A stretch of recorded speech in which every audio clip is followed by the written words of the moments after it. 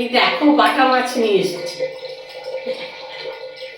বেশ বড় বড়ই কিনেছে, মাঝে খালি করেনি। মাছগুলো কেটে দিয়েছে, কিন্তু তার মাছগুলো না ভেতরে এগুলো থাকে, আঁশ আঁশ থাকে, আঁশগুলোকে একটু বাদ দিতে হবে।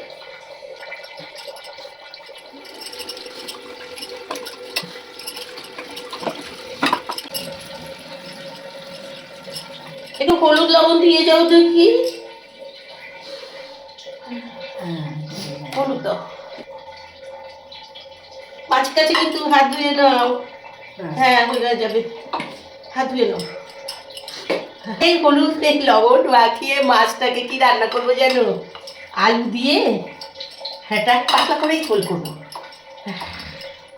মাছের পিসগুলো বড় বড় না, দেখো এক একটা মাছ 100 গ্রামের উপরে, আরো বেশি, তাই আর বেশি বলে 150 তো হবে না। মাছগুলো ভেজে ভালো